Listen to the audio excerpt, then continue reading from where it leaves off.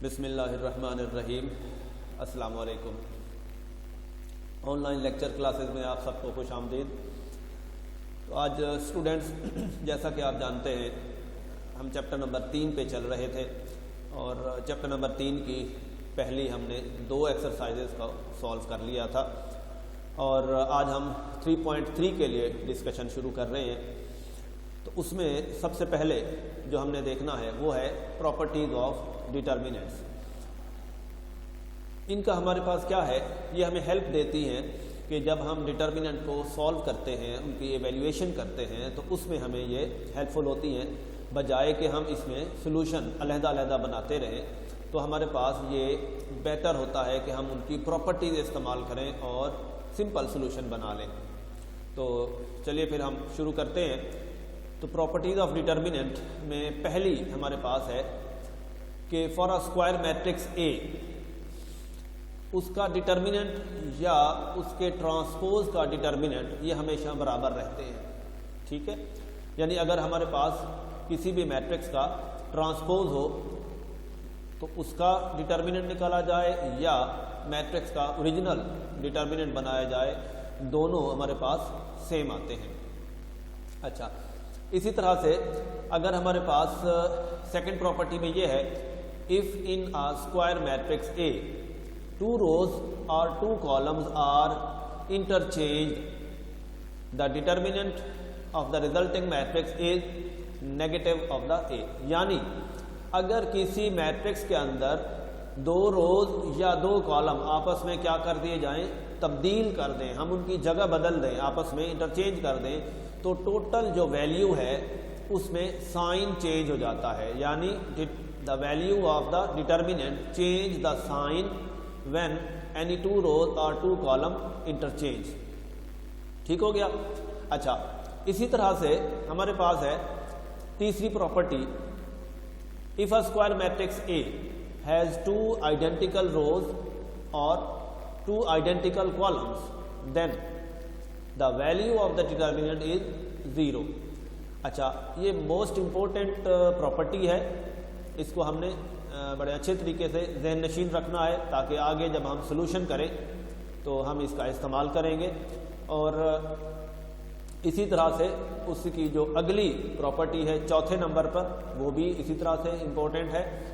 तो उसको देखें, if all the entries of a row और कॉलम, किसी भी रो या कॉलम की तमाम तर एंट्रीज क्या हो of a square matrix A R 0, सारी की सारी अगर हम 0 कर दें तो फिर क्या होगा, then the value of the determinant is also 0। अब देख रहे हैं हमारे पास क्या है कि 2 तरह की प्रॉपर्टीज हैं जिनमें डायरेक्ट हम कह रहे हैं कि डिटर्मिनेंट की जो वैल्यू है वो 0 है।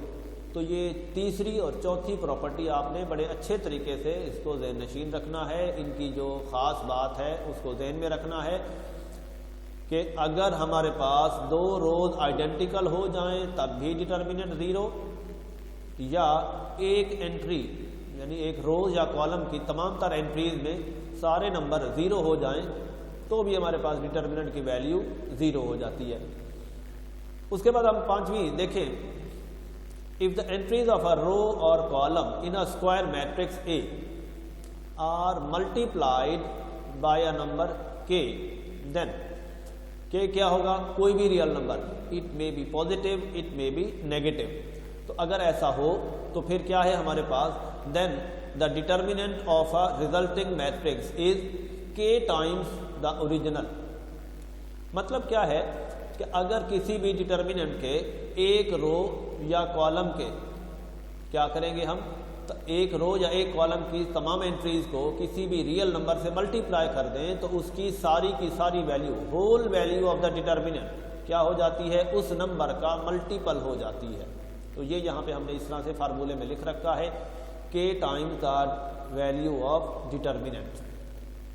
अच्छा, उसके बाद ये जो छठी है ये प्रॉपर्टी, इसमें देखें, if each entry of a row और column of a square matrix consist of 2 terms, यानी एक रो या एक कॉलम के क्या हो, हर एंट्री 2 नंबरों के सम पर मुश्तमिल हो, कंसिस्ट ऑफ 2 टर्म्स अगर उसमें दो चीज़ें, दो हिस्से लिखे हुए हैं, अब आप टर्म्स से अच्छी तरह वाकिफ़ हैं कि जब हम कह रहे हैं टू टर्म्स, इसका मतलब है वो सम या डिफरेंस की शक्ल में दो नंबरों का लिखा हुआ होगा। Then it's determinant can be written as the sum of two determinants. ठीक है, तो वो सारा जो मैट्रिक्स है हम उसके डिटर्मिनेंट को सम ऑफ टू डिटर्मिनेंट लिख सकते हैं। कैसे? नीचे जो लिखा हुआ है जैसे एग्जांपल में कि पहला कॉलम जो है उसकी तमाम तर एंट्री हमारे पास सम ऑफ टू टर्म में, जस्ट लाइक यहाँ आप देख रहे हैं लिखा हुआ है। तो फिर हम इस b का जो डिटर्मिनेंट है इसकी सारी वैल्यू कैलकुलेट करें तो कैसे कर सकते हैं? वो इस तरह से कि ये सारा determinant sum of two determinant है। क्या है कि हम पहली एंट्री, ये जो हमारे पास पहली टर्म नज़र आ रही है, इसका एक कॉलम बना लें और रिमेनिंग टू जो कॉलम्स हैं वो एज इट इज़ आएंगे। इसी तरह से प्लस का साइन डालेंगे और उसके बाद ये जो दूसरी टर्म के तमाम तर नंबर हैं ये पहला कॉलम बनाएंगे और इन सबको यहाँ पर लिख देंगे, दूसरे कॉलम एज इट इज़ आ जाएंगे। तो इस तरह से सम ऑफ टू हमारे पास डिटर्मिनेंट बन जाता है। इस प्रॉपर्टी का इस्तेमाल इतना ज़्यादा नहीं होता, लेकिन बहरहाल इम्पोर्टेंट है कि हम कहीं ना कहीं अगर कोई ऐसा सोल्यूशन आ जाता है तो हम इस प्रॉपर्टी को इस्तेमाल करते हैं।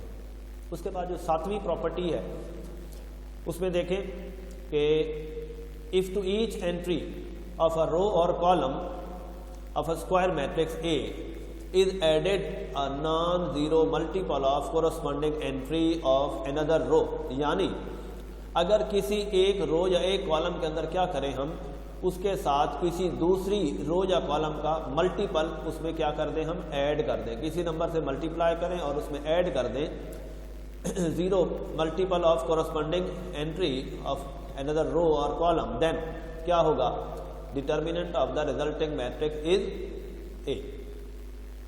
यानी वो जो अब देखें, if to each entry of a row और column of a square matrix A is added a non zero multiple of corresponding entry of another row और column, then the determinant of the resulting matrix is A mod. यानी डिटर्मिनेंट में रहते हुए अगर हम किसी एक रो का मल्टीपल बनाकर किसी दूसरी रो में जमा कर सकते हैं, ये हमें एक प्रॉपर्टी अलाउ की गई है। सोल्यूशन में बाज़ जगह पर हमें सोल्यूशन में ऐसी ज़रूरत पड़ती है तो हम ये डिटर्मिनेंट में ऐसा कर सकते हैं। उसके बाद क्वेश्चन जो इसकी आठवीं है आखिरी, उसमें हमारे पास ये है कि if a matrix is in a triangular form. अब पीछे हमने डेफिनेशन पढ़ी थी, उस डेफिनेशन के अंदर हमारे पास जब हम कहते हैं कि स्केलर मैट्रिसेस हैं, आइडेंटिटी मैट्रिसेस हैं, ठीक है, डायगोनल मैट्रिसेस हैं, तो उसी के अंदर हमारे पास ये ट्रायंगुलर मैट्रिक्स भी है कि if a matrix is in triangular form then the value of its determinant is the product of entries on its main diagonal. तो ट्रायंगुलर फॉर्म अगर है तो उसका सारा डिटर्मिनेंट की वैल्यू कैसे कैलकुलेट की जा सकती है? बड़ी आसानी के साथ कि उसके जो मेन डायगोनल के एलिमेंट्स हैं तो उनको आपस में क्या कर दें, मल्टीप्लाई कर दें, तो वो जो प्रोडक्ट है वो उसके टोटल डिटर्मिनेंट की वैल्यू हमें बता देता है। अब हम देखते हैं कि ये जो प्रॉपर्टीज़ हमने पढ़ी है जिनमें तकरीबन 7-8 के करीब हैं, लेकिन जो हमारे पास कॉमनली फ्रीक्वेंटली इस्तेमाल में आती हैं तो उनमें तकरीबन 4-5 बनती है। पहली जो हम फ्रीक्वेंटली क्वेश्चन में इस्तेमाल करते हैं, हम उनको डिफरेंट एग्जांपल के साथ प्रूफ करके देखते हैं कि वाकई ये जो हमने प्रॉपर्टीज़ में बातें डिस्कस की हैं ऐसा ही होता है। तो अब देखते हैं। तो उसमें यूँ है, अब हमारे पास है प्रॉपर्टी पहली प्रॉपर्टी में हमने ये कहा है कि अगर एक मैट्रिक्स है उसका डिटर्मिनेंट निकाला जाए या उसके ट्रांसपोज का डिटर्मिनेंट निकाला जाए, वो क्या रहता है, एक जैसा रहता है। तो देखें हमने एक छोटी सी एक डिटर्मिनेंट मैट्रिक्स बना ली है 2x2 की, तो हमने उसमें नंबर लिए हैं 1 2 3 4, 4 नंबर ले लिए हैं ऑर्डर 2 की। तो अब उसका जब हम डिटर्मिनेंट निकालते हैं तो डिटर्मिनेंट कैसे कैलकुलेट होता है ये भी आप पिछली एक्सरसाइज में पढ़कर आ रहे हैं कि मेन डायगोनल ये वाला जो है 1 × 4 - 3 × 2, तो 4 - 6 विच इज रिजल्ट 2। उसके बाद हमारे पास उसका हमने ट्रांसपोज पहले बना लिया। ट्रांसपोज कैसे बनाते हैं ये भी आप जानते हैं, मैं रिपीट कर रहा हूँ कि हम रो और कॉलम आपस में इंटरचेंज कर, यानी रोज जो होती हैं उनको हम कॉलम बना देते हैं। पहली रो थी, पहला कॉलम बन गया, दूसरी रो थी, दूसरा कॉलम बन गया। तो अब हमारे पास ये ट्रांसपोज है, हम इस ट्रांसपोज का डिटर्मिनेंट निकाल रहे हैं। तो देख रहे हैं आप कि main diagonal minus the inverse diagonal, उसी तरह से 4 - 6 अगेन -2। तो हमने देखा कि ओरिजिनल मैट्रिक्स का डिटर्मिनेंट और ट्रांसपोज मैट्रिक्स का डिटर्मिनेंट सेम आ रहे हैं। तो पहली प्रॉपर्टी हमने वेरीफाई कर ली। इसी तरह से हमारे पास प्रॉपर्टी नंबर 2, प्रॉपर्टी 2 में हमने कहा था कि अगर हमारे पास एक मैट्रिक्स है उसका हम ओरिजिनल डिटर्मिनेंट निकालते हैं तो क्या करते हैं कि अगर उसकी रोज और कॉलम आपस में क्या करते हैं, इंटरचेंज करते हैं, एनी 2 रोज और 2 कॉलम इंटरचेंज। तो value of the sign, value of the determinant change it sign. तो देखो पहला हमने बनाया है ए डिटर्मिनेंट, तो 6 × 2 12 माइनस 5 × 4 दैट इज 20, हमारे पास आंसर आ गया -8। अब हमने इनको क्या कर लिया, आपस में इंटरचेंज कर लिया, इनकी जगह बदल ली है। ठीक है, देखो ये पहली रो थी, ठीक है, इसी तरह से ये दूसरी रो थी। अब हमने क्या कर लिया, इनकी जगह बदल ली है, यानी हमने इस सेकंड कॉलम को कॉलम 1 बना दिया और फर्स्ट कॉलम को कॉलम 2 बना दिया। अब हम इनका फर्दर कैलकुलेशन कर रहे हैं। तो डिटर्मिनेंट की वैल्यू जो है वो है हमारे पास 5 × 4 = 20 माइनस 6 × 2 = 12। तो अगेन आंसर आ गया हमारे पास +8। तो आपने देखा अगर रोज या कॉलम, ये प्रॉपर्टी जिस तरह चाहे इस्तेमाल कर सकते हैं, मैंने इस वक्त कॉलम पर इस्तेमाल की है। अगर हम इनकी जगह बदलते हैं तो जो डिटर्मिनेंट है वो अपना साइन चेंज कर जाता है, ये आपने वाज़ेह तौर पर देख लिया। उसके बाद हम अगली प्रॉपर्टी को देखते हैं। अगली प्रॉपर्टी में हमारे पास ये है कि अगर एक मैट्रिक्स के अंदर तमाम तर एंट्रीज किसी एक कॉलम में हो या रो में हो, क्या हो, वो सारी की सारी अगर 0 हो तो डिटर्मिनेंट की वैल्यू जो है वो हम डायरेक्ट कह देते हैं वो 0 है। तो देखें हमारे पास एक मैट्रिक्स है, ऑर्डर 3 की है, हमने इसको कंसीडर किया है, तो उसका तीसरा कॉलम जो है वो हमने क्या किया, 0 0 शो किया है। तो इस तरह से अब जब हम इसका डिटर्मिनेंट कैलकुलेट कर रहे हैं तो जब हमने पहला नंबर लिया तो ये पहला कॉलम और ये रो हमने क्या कर दिया, छोड़ दिया, और बाकी जो ये छोटा एक डिटर्मिनेंट ऑर्डर 2 का बनता है वो लिखा, फिर माइनस का साइन लगाते हैं, फिर अगला नंबर 2 आ गया, और उसके बाद फिर हमने उसी तरह से ये दूसरा कॉलम और पहली रो ये हमने क्या कर दी, छोड़ दी, और फिर ये जो नंबर बचते हैं 3 0 और 5 0 वो यहाँ पे लिखे, फिर प्लस अगला नंबर क्या था 0 वो यहाँ लिखा, और ये तीसरा कॉलम और पहली रो ये अगेन हमने छोड़ी, तो हमारे पास बच गया 3 4 और 5 6, ये डिटर्मिनेंट आ गया। अब ऑर्डर 2 के डिटर्मिनेंट आ गए हैं, तो इनको अब हम सॉल्व करते हैं। तो उसी तरह से हमारे पास यहाँ भी 0 आंसर आता है, यहाँ भी 0 आता है, और इसका मल्टीपल चूँकि 0 है लिहाजा अंदर कुछ भी होगा हमारे पास आंसर 0 आएगा। तो आप देख रहे हैं हमारे पास ये सारा सम, टोटल सम जो है वो 0 बन रहा है। हालांकि हमने यहाँ देखा था कि एक कॉलम के अंदर सारे एलिमेंट क्या थे, 0 थे। तो इस तरह से हमने देखा कि अगर एक कॉलम में या एक रो में सारे एलिमेंट 0 हो तो total value of the determinant उस मैट्रिक्स का वो 0 आंसर देता है। तो हम बार बार फिर इसको एक्सपेंड नहीं करते, हम सॉल्व नहीं करते, बल्कि हम इस प्रॉपर्टी को इस्तेमाल करते हैं, इसका हवाला देते हैं और डायरेक्ट 0 लिख देते हैं। ठीक हो गया। अब इसी तरह से हम property number 4, next property number 4 देख रहे हैं। प्रॉपर्टी नंबर 4 में ये था कि अगर 2 कॉलम या 2 रोज क्या हो आपस में आइडेंटिकल हो तो भी डिटर्मिनेंट की वैल्यू हम कह देते हैं कि डायरेक्ट 0 है। तो आप देख रहे हैं यहाँ पर हमने एक मैट्रिक्स कंसीडर की है जिसमें पहला कॉलम और तीसरा कॉलम हमने आइडेंटिकल शो किया है। अब हमने इसको फर्दर डिटर्मिनेंट कैलकुलेट किया है, एक्सपेंड किया है, उसी तरह जैसे मैंने ये ऊपर बताया था। एक्सपेंड करने के बाद आप देख रहे हैं कि यहाँ पर मल्टीपल 4 है और अंदर भी एक नॉन ज़ीरो डिटर्मिनेंट है ऑर्डर 2 का, बाहर -2 है, यहाँ पर भी एक डिटर्मिनेंट है, यहाँ पर भी 3 मल्टीपल है और ये एक डिटर्मिनेंट हमारे पास हासिल हुआ। हमने जब इन छोटे डिटर्मिनेंट को खोला है तो आप देख रहे हैं हमारे पास जो नंबर हैं, यहाँ पर हमारे पास -3 आया और यहाँ पर 12 -12 से 0 हो गया, 24 -20 से +4 आ गया। तो आपने देखा तो अल्टीमेट एट द एंड हमारे पास 12 - 12 बिकम 0। तो आपने देखा कि अगर 2 कॉलम आइडेंटिकल थे तो value of the determinant is 0। इसी तरह से अगर 2 रोज भी आइडेंटिकल होती तो भी हम डायरेक्ट इसको कह सकते थे कि value of the determinant is 0। उसके बाद आ गई प्रॉपर्टी नंबर 5। प्रॉपर्टी नंबर 5 में हमने कहा है कि अगर एक मैट्रिक्स है उसके किसी एक रो के एलिमेंट या कॉलम के एलिमेंट क्या कर दें, हम किसी रियल नंबर से मल्टीपल कर दें। मल्टीपल करेंगे तो होगा क्या कि उसकी जो होल वैल्यू होगी वो उस रियल नंबर का मल्टीपल हो जाएगी, उसके डिटर्मिनेंट की वैल्यू उस रियल नंबर का मल्टीपल हो जाती है। तो देखिए हमने एक छोटी डिटर्मिनेंट मैट्रिक्स कंसीडर की है, तो उसमें हमारे पास है 2 3 4 2 और कैलकुलेट किया, आंसर हमारे पास आया -8।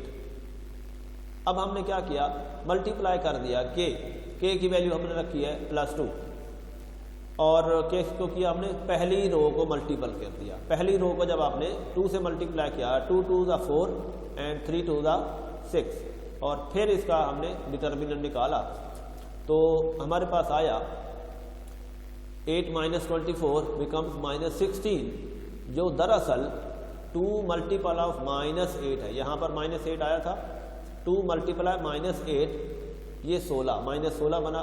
तो दरअसल 2 अलग करके -8 देखें तो -8 दरअसल क्या है, ए का डिटर्मिनेंट है और यही हमारी प्रॉपर्टी हमें बता रही थी। तो स्टूडेंट्स इनको अच्छी तरह से देखना है, इनको अच्छी तरह से इन एग्जाम्पल को समझना है कि हमें इनको फिर सॉल्व करते वक्त जब क्वेश्चन का सलूशन बनाएंगे तो वहाँ पर हमारे लिए बहुत ज़्यादा काम आएंगी, इम्पोर्टेंट है हमारे लिए। अब हम उसके बाद कुछ एक्सरसाइज के सलूशन हैं वो करके देखते हैं। तो let's see question number 1। According to हमारे पास जो शॉर्ट सिलेबस दिया हुआ है और वो सबके पास डेफिनेटली नोटेड है, हम उस शॉर्ट सिलेबस के मुताबिक जो जो क्वेश्चन है वो आपको भी पता है तो उसी तरह से ये कंसीडर कर रहे हैं हम।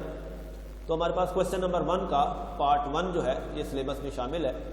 तो देखें हमारे पास पहला है, यानी उसमें कहा गया है कि इसकी एक गिवन डिटर्मिनेंट था, उसने कहा कि एवेल्युएट करें यानी इसकी वैल्यू निकालें। तो हम उसको कंसीडर कर रहे हैं।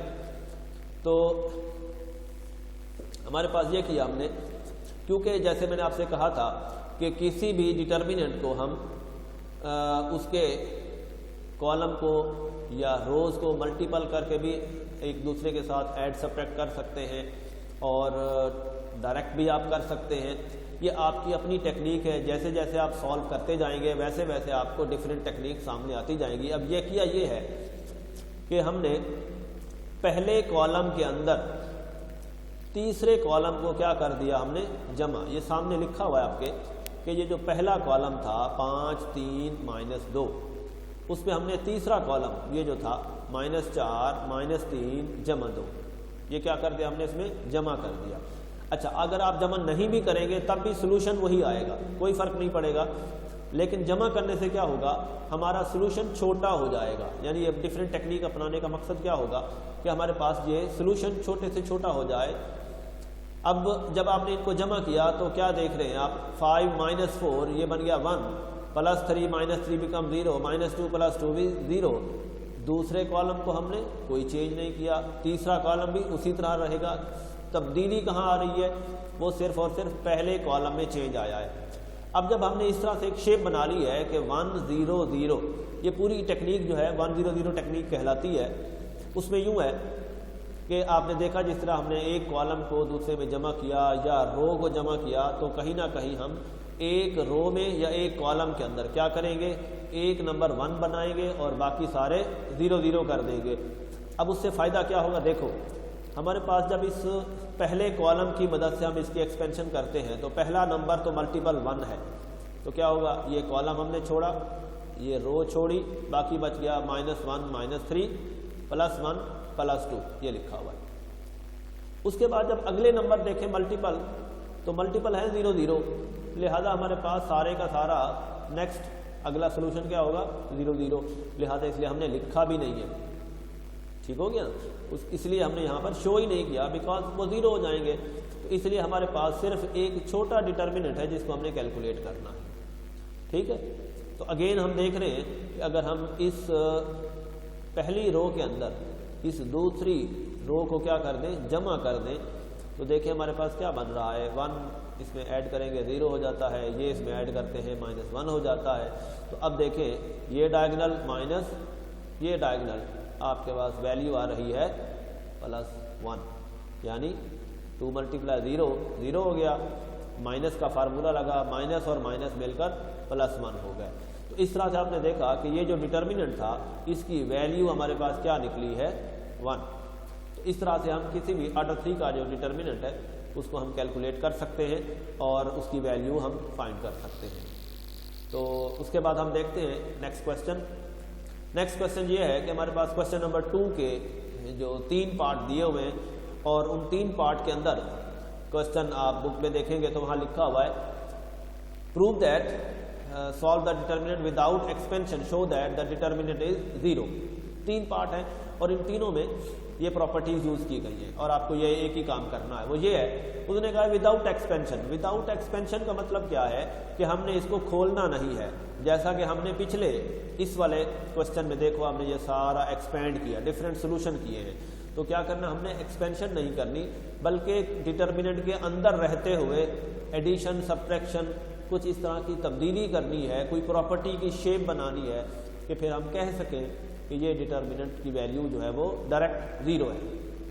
अब उसके लिए क्या करेंगे, हमने अभी पीछे प्रॉपर्टीज पढ़ी है, मैंने आपसे कहा था कि ये जो प्रॉपर्टीज हैं इनको अच्छी तरह से जहन में रखना है। हमने वहाँ पे पढ़ा है कि अगर किसी एक रो या एक कॉलम के सारे एलिमेंट 0 हो जाएं तो हम कहेंगे डिटर्मिनेंट 0 हो गया, और अगर 2 रोज या 2 कॉलम आपस में आइडेंटिकल हो जाएं तो भी हम कहेंगे डिटर्मिनेंट 0 हो गया।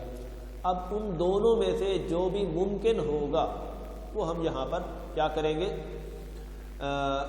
इसमें यहाँ बनाएंगे। अब देखें, अगर हम देख रहे हैं कि यहाँ पर पहली रो नंबर 3 है, उसको क्या किया हमने 2 से मल्टीपल किया, ये रो नंबर 3 है, इसको 2 से मल्टीपल करके उसमें से पहली रो माइनस कर दी।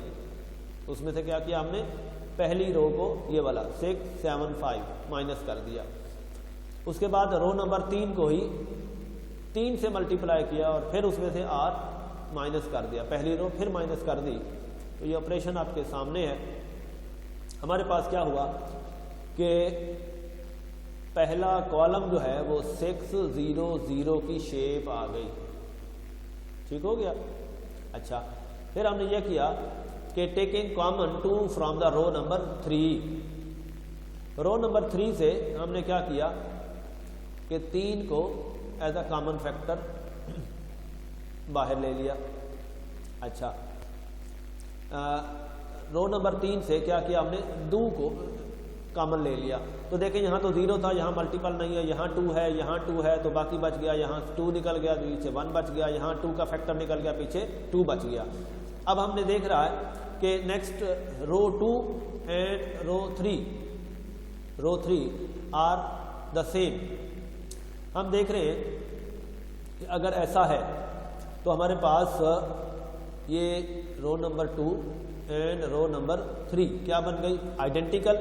और यही हमारी प्रॉपर्टी है कि अगर 2 रोज 2 कॉलम आपस में आइडेंटिकल हो जाएं तो डिटर्मिनेंट फिर 0 हो जाता है। तो अब ये 2 उसका मल्टीपल था, डिटर्मिनेंट प्रॉपर्टी की वजह से 0 हो गया, 2 मल्टीपल 0 0 हो गया। और यही बात हमने प्रूव करना थी विदाउट एक्सपेंशन कि ये डिटर्मिनेंट जो है वो डायरेक्टली 0 है। ठीक हो गया। तो इस तरह से रिमेनिंग जो 2 पार्ट है क्वेश्चन नंबर 2 के, रिमेनिंग जो दूसरा पार्ट है, तीसरा पार्ट है, उसमें भी आपने इसी तरह से करना है, यानी इन्हीं प्रॉपर्टीज़ को इस्तेमाल करना है, आपस में उनको ऐड करें, सब्ट्रैक्ट करें, कुछ कॉमन लें कि 2 कॉलम या तो आइडेंटिकल बना सकते हैं या एक रो या एक कॉलम के तमाम तरह एंट्रीज को आप 0 बना सकते हैं। ये आपकी चॉइस है, आप किस तरह से उनको सॉल्व करते हैं, जिस तरह मर्जी करें, लेकिन ये 2 प्रॉपर्टीज ही इस्तेमाल होंगी और हम कहेंगे कि ये डिटर्मिनेंट 0 हो गया।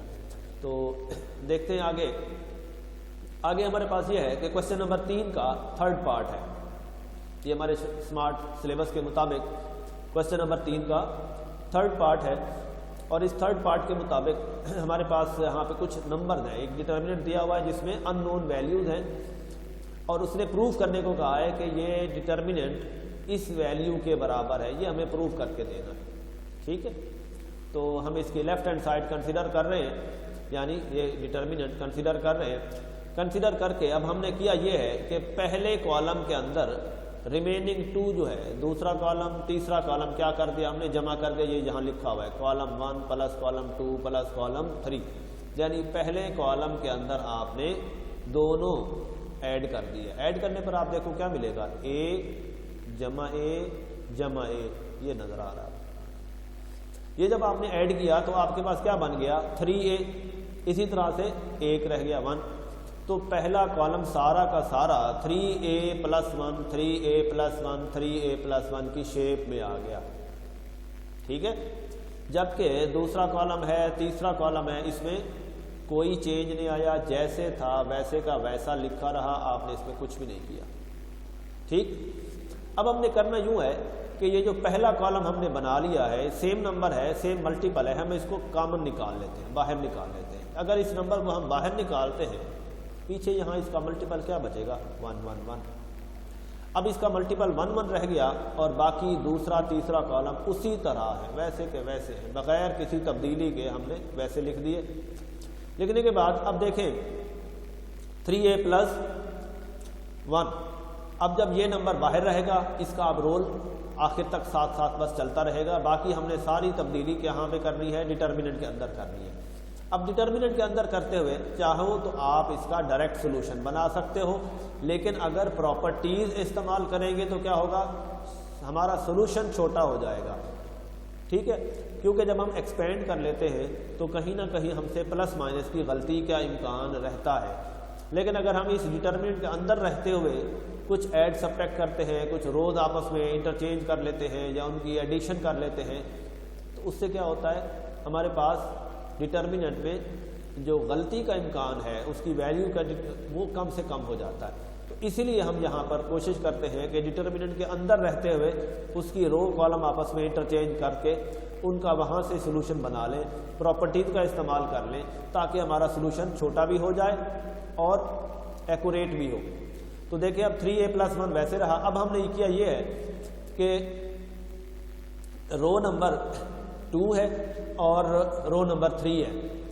दूसरी और तीसरी में क्या किया हमने, रो नंबर 1 को क्या कर दिया, आपने माइनस कर दिया उसमें से। ये जहाँ पे ऑपरेशन हम जो भी यहाँ पर करेंगे वो राइट साइड पर यहाँ पे हमेशा हम मेंशन करते हैं कि इन रो से हम क्या कुछ कर रहे हैं। तो इस जब हम ये माइनस कर रहे हैं, देखें 1 ऊपर से जब 1 इसमें से माइनस होगा तो क्या हो जाएगा, 0।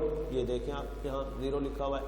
इसी तरह से a प्लस 1 में से जब ये वाला a माइनस होगा, पीछे क्या हो जाएगा, 1। तो आप देख रहे हैं यहाँ पर 1 बचा हुआ है। इसी तरह से तीसरी रो में यहाँ लिखा हुआ है a, तो a में से जब a माइनस होगा तो पीछे रह जाएगा 0। आप देख रहे हैं यहाँ 0 लिखा हुआ है। इसी तरह से a प्लस 1 है, इसमें से फिर ये वाला a माइनस होगा, पीछे 1 बच जाएगा। तो ये सारा ऑपरेशन यहाँ पर भी आपको नज़र आ रहा है और उसके नताइज क्या हैं वो भी यहाँ लिखे हुए नज़र आ रहे हैं, जबकि 3a प्लस 1 उसके साथ मल्टीपल वैसे का वैसा लिखा रहा। अब हम इस डिटर्मिनेंट को, ये जो हमने हासिल कर लिया है, अगर देखें तो ये क्या बन चुका है, ये ट्राईएंगुलर फॉर्म बन गया। अभी हमने पढ़ते हुए 8वीं प्रॉपर्टी जब पढ़ी थी तो वहाँ पर लिखा हुआ था कि अगर कोई स्क्वायर मैट्रिक्स जो है वो क्या है, ट्राईएंगुलर फॉर्म है, तो ट्राईएंगुलर फॉर्म में उसकी जो डिटर्मिनेंट की वैल्यू होती है वो product of its diagonal element के बराबर होती है। तो एक तो ये याद रख लें कि ट्रायंगुलर फॉर्म में देखें डायगोनल के नीचे वाले सारे एलिमेंट क्या हैं, 0 0 हैं, जबकि ऊपर 0 होना ज़रूरी नहीं है, लेकिन बहरहाल डायगोनल के नीचे जो है हमारे पास ये सारे 0 हो गए। तो ये उसके डायगोनल पर सारे नंबर हैं 1 1 1। अब हम तीनों को अगर मल्टीप्लाई करें तो हमारे पास क्या आंसर आएगा, 1।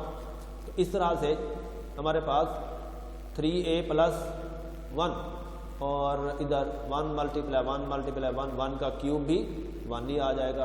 तो इस तरह से यही हमारे पास प्रूव करना था कि 3a + 1 इंटू 1 का क्यूब। तो इस तरह से हमारे पास ये सारे का सारा जो प्रूव करना था कि 1 का क्यूब इंटू 3a + 1, ठीक है। तो इस तरह से हमारे पास ये आज के क्वेश्चन थे। आपने इन्हीं को रिपीट करना है, इनकी प्रैक्टिस करनी है। इसके अलावा जो इस एक्सरसाइज के अंदर क्वेश्चन नंबर 5 है, क्वेश्चन नंबर 5 के अंदर भी विदाउट एक्सपेंशन के हैं। तो जो शॉर्ट सिलेबस में से क्वेश्चन नंबर 5 में निशान लगे हुए हैं उन क्वेश्चन को भी कर लेना है आपने, ताकि आपकी मज़ीद प्रैक्टिस हो जाए। उम्मीद है आप बड़े अच्छे तरीके से इसकी प्रैक्टिस करेंगे और इसको याद करेंगे। तब तक के लिए इंशाल्लाह अगले लेक्चर में फिर आपसे बात होगी। बहुत शुक्रिया, गुड लक, अल्लाह हाफ़िज़।